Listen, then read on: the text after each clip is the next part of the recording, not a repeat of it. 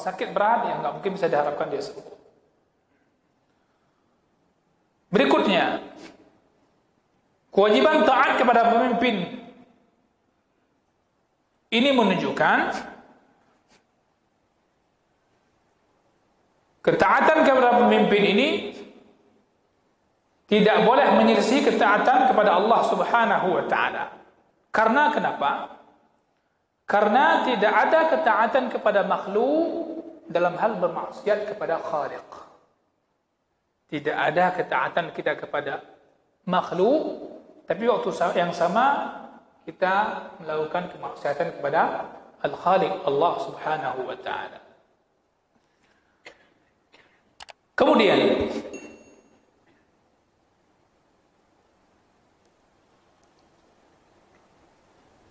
peraturan yang dibuat oleh pemimpin,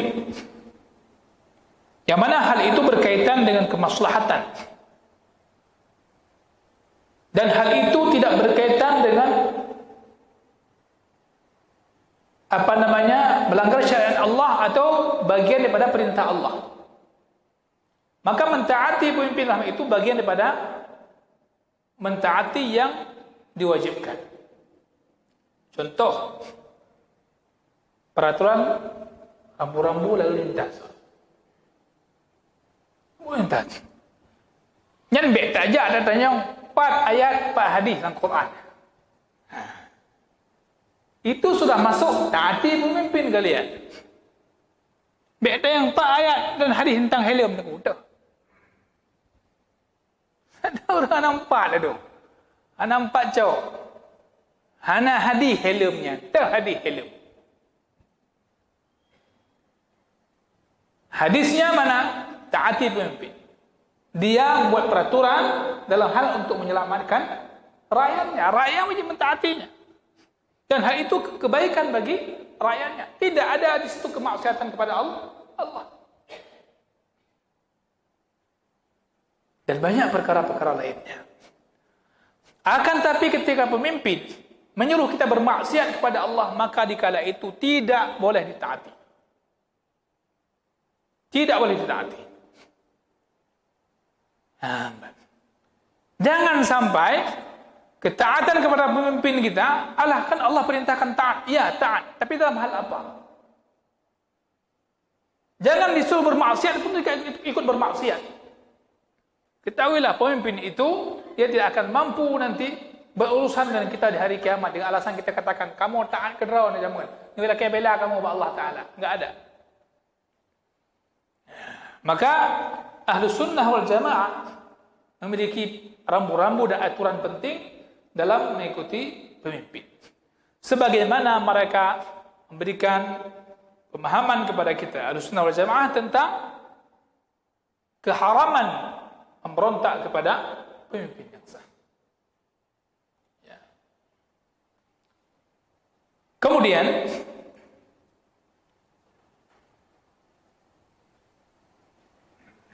disebutkan bahwasanya dalam hadis ini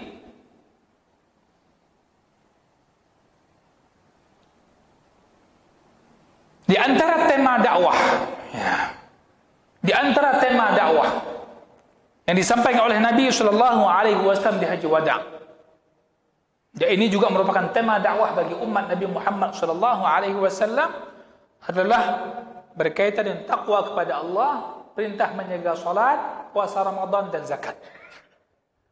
Saya dulu pernah mengatakan, khatib itu kalau bisa naik ke mimbar, tidak lagi mengulang berita yang ada di TV. Kita bukan sebagai pembaca berita dunia. Apalagi di zaman hari ini, umat sudah baca berita, sudah capek. Bagaimana mereka ketika masuk masjid, apalagi yang seminggu sekali masuk masjid, dia dapat apa bimbingan Allah dan Rasulnya untuk mereka hidup. Maka ulama membuat catatan penting agar mereka tidak lagi membicarakan sesuatu yang itu sudah menjadi pemberitaan. Tapi bagaimana orang bisa menyampaikan jika itu pun sebuah musibah, agar orang mengambil pelajaran dari sebuah musibah. Kemudian Di antara tema dakwah itu berbicara masalah ketaatan rakyat kepada pemimpinnya, tapi dengan rambu-rambu yang telah ditetapkan oleh para ulama berdasarkan hadis Nabi SAW. Berikutnya adalah dalam hadis tersebut disebutkan tentang balasan bagi orang yang taat. Maka di akhir hadis Rasul mengatakan, kalian akan masuk syurga Tuhan kalian. Itu menunjukkan barang siapa yang taat terhadap wasiat Nabi SAW, yang taat akan perintah Allah dan Rasulnya SAW, maka dia akan masuk syurga Allah Subhanahu wa taala. Ya. Maka berbicara taat kepada Nabi SAW itu otomatis orang itu taat kepada Allah. May yuti'ir rasul faqad ata'a Allah. Sedangkan ketaatan kepada pemimpin itu tidak mutlak. Tidak mutlak. Karena kaidahnya tidak ada ketaatan kepada makhluk dalam hal bermaksiat kepada Khaliq Allah Subhanahu wa taala. Kemudian dalam perintah takwa banyak ayat yang menyebutkan hal itu, seperti wattaqullah. Dan ayat mengatakan wattaqullaha wa'lamu annallaha ma'al muttaqin. Ya, bertakwalah kalian kepada Allah dan ketahuilah bahwasanya Allah bersama orang-orang bertakwa. Begitu juga ayat di surah Ali Imran, ya ayyuhalladzina amanu taqullaha haqqa tuqatih wa la tamutunna illa wa antum muslimun. Yang mana takwa itu mesti kita berusaha dan mempertahankannya sampai kita mati dalam keadaan muslim. Kemudian para ulama mengatakan singkatnya takwa itu adalah melaksanakan perintah dan melakukan hal yang diharamkan. Jadi kita bisa mengukur diri kita bertakwa, yang pertama mesti punya ilmu tentang takwa. Apa saja yang Allah wajibkan, apa saja yang Allah haramkan. Hari ini kaum muslimin, tentu bagi mereka yang tidak pernah belajar agama, takwa ini tidak akan dipahami. Sehingga kadang mereka melakukan sebuah perbuatan yang melanggar ketakwaan kepada Allah, mereka mengira dirinya sudah bertakwa. Bertakwa kepada Tuhan yang Maha Esa, bertakwa kepada Tuhan yang Maha Esa, buat syirik di Allah tersebut. Jangan takwa. Bertakwa kepada Allah Subhanahu wa taala. Namun perbuatan yang menyelisihi perbuatan Rasulullah, perintah Rasulullah sallallahu alaihi wasallam, bagaimana kita dapat takwa? Maka butuh ilmu tentang takwa. Ya, maka ilmu agama. Kemudian suatu ketika datang seseorang kepada Rasulullah sallallahu alaihi wasallam, yang mana dia ini bertanya tentang Islam kepada Rasul sallallahu alaihi wasallam. Maka Rasul menjawabnya, khamsu salawatin fil yaumi wal lailah. Salat 5 waktu sehari semalam. Itu Islam. Maka seseorang beragama Islam bisa dilihat dari salatnya di antaranya. Dalam hadis disebutkan yang membedakan kita antara orang kafir dengan orang kafir adalah pada salat. Sehingga besarnya dosa orang meninggalkan salat sampai dalam mazhab Hambali, Imam Ahmad bin Hanbal, riwayat disebutkan bahwasanya orang tersebut kafir. Dan orang yang meninggalkannya dengan sengaja dan menolak kewajibannya, sepakat semua para ulama akan kafirnya orang tersebut. Kemudian orang tersebut bertanya kepada Nabi sallallahu alaihi wasallam, apakah ada kewajiban lain selain salat 5 waktu itu kepada saya?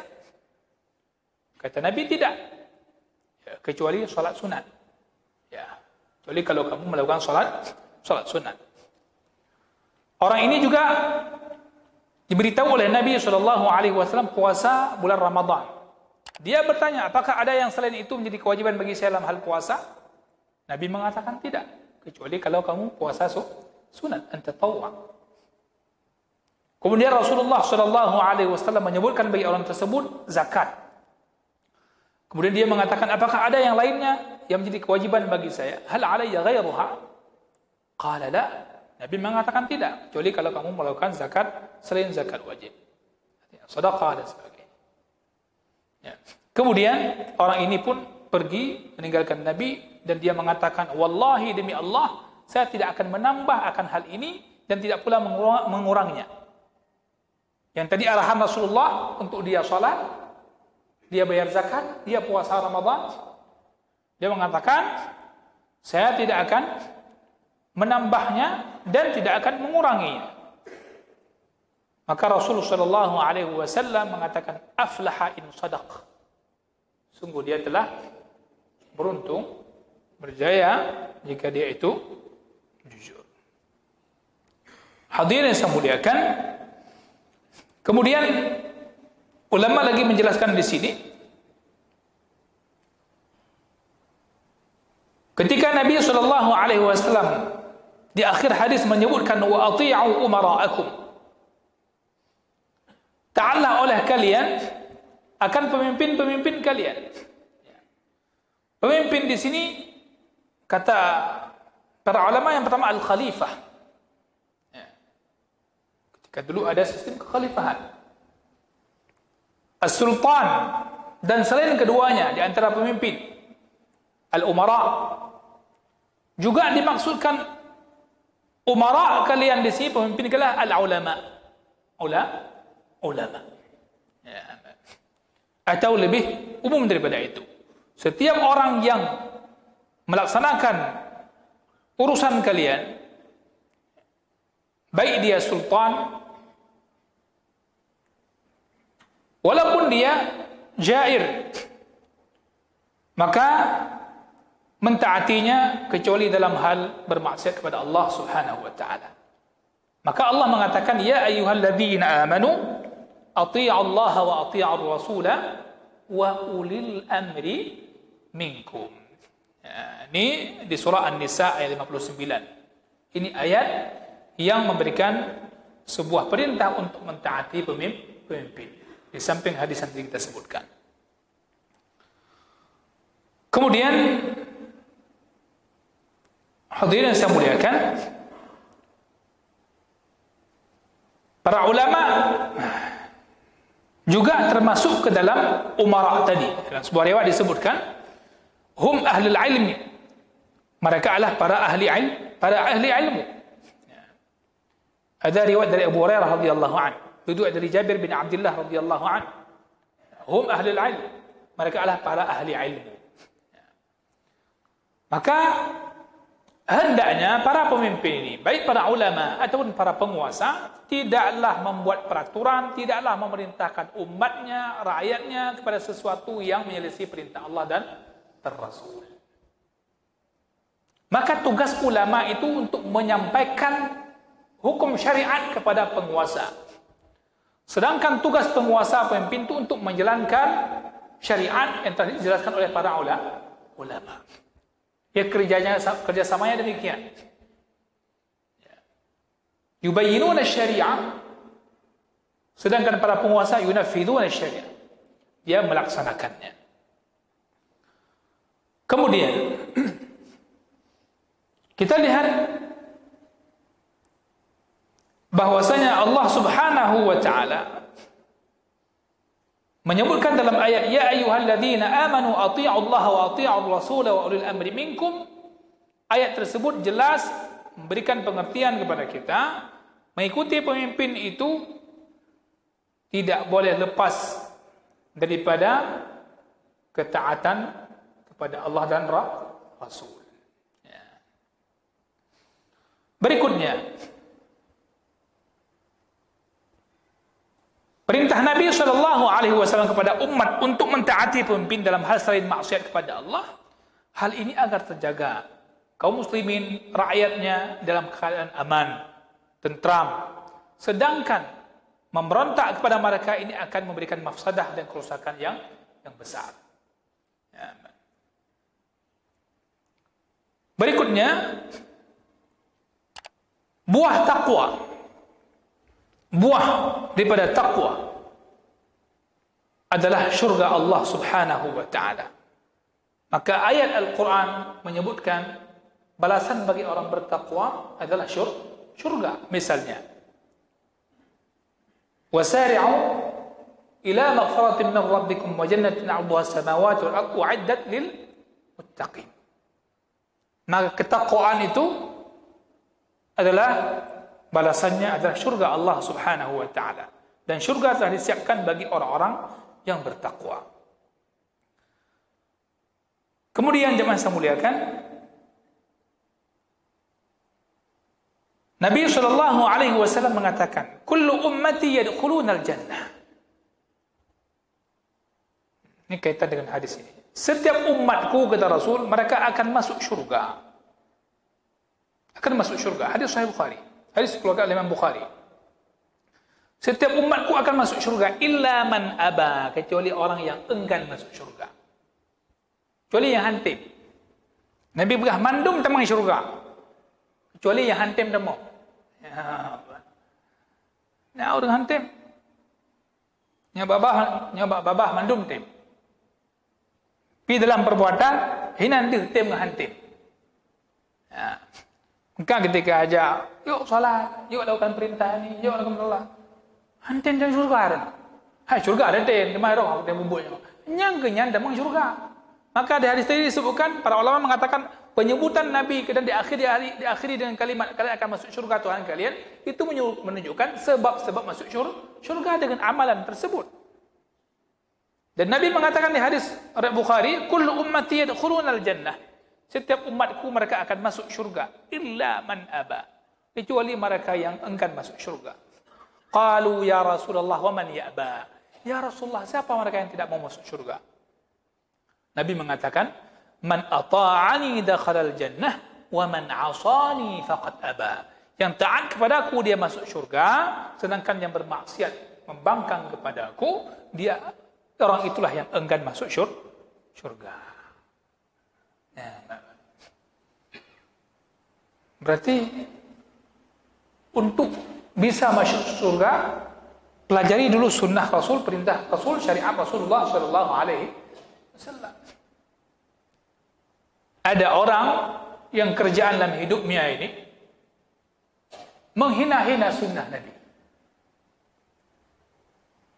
Tapi di kesempatan lain dia mengatakan kita cinta Rasul sallallahu alaihi wasallam. Bukti cinta Rasul tak? Nah, nyanyi cinta Rasul. Tidak demikian. Man ata'ani, yang taat. Apa itu taat? Apa itu kepatuhan? Kalau bukan berkaitan dengan perintah dan larangan. Ya. Wal jannah. Jannah itu merupakan tempat diberikan balasan bagi orang yang taat kepada Allah Subhanahu wa taala, yang mana nikmatnya tidak bisa dan tidak pernah dilihat oleh mata, belum pernah terdengar oleh telinga, dan tidak pernah terlintas oleh hati manusia. Ya. Yang tadi pegah tentang nikmat syurga, yang kadum dan hayu terpegah, ketahuilah bukan begitu.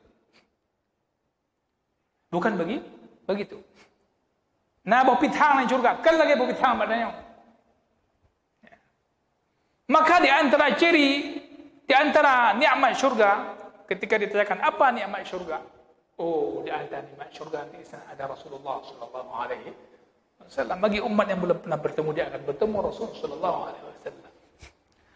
Apa nikmat syurga? Syurga itu nikmat yang tidak akan pernah membosankan. Adapun nikmat dunia cepat manusia bosan. Nikmat dunia. Ni kalian rona harta. Hai kalian le, belau la elau. Kan? Na mata bai debit lagak belau beli. Ya kali bila elau, kalau lagak elau. Itu tak tang hanapa. Menancik yang nak HP, leher bulan gantol HP lain. Nikmat dunia, Pak. Nikmat dunia itu membosankan. Coba tunjukkan pada saya mana satu nikmat dunia yang enggak membosankan. Mahan hana barang bro. Nikmat dunia itu membosankan.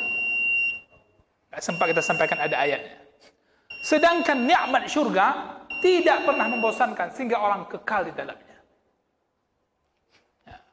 Saya ingin sampaikan sebagai penutup, hanya kalau lebih tidak, bahwasanya ahli syurga, dalam syurganya hanali tengut, hanali tengut, hanali tengut. Maka ciri orang yang juga mengharapkan syurga di hari akhirat nantinya, yang dunia pinyo hanali tengut. Mana pula? Jadi mungkin dia memang syurga ngan tak dan tengut. Waktu sembahyang tengut, waktu bun tengut, malam tengut, urut tengut, sampai tengut. Harap syurga. Mana mungkin? Maka di antara disebut dalam ayat Al-Quran apa? Mereka ketika di malam hari lambung mereka jauh daripada tempat itu yang nak tengut, tapi dia tengah tepring baik yang paling lagak yang nak tengut. Beda, beda. Mudah-mudahan kita memahami kesimpulan hadis ini bahwasanya Rasulullah sallallahu alaihi wasallam memerintahkan kita wasiatnya yang paling penting adalah wasiat ketaatan kepada Allah dan Rasulnya, dan segala perintah dan larangannya mesti kita perhatikan sebaik-baiknya. Mudah-mudahan ini bermanfaat. Subhanakallah bihamdika asyhadu an la ilaha illa anta astaghfiruka wa atubu ilaik. Wassalamualaikum warahmatullahi wabarakatuh.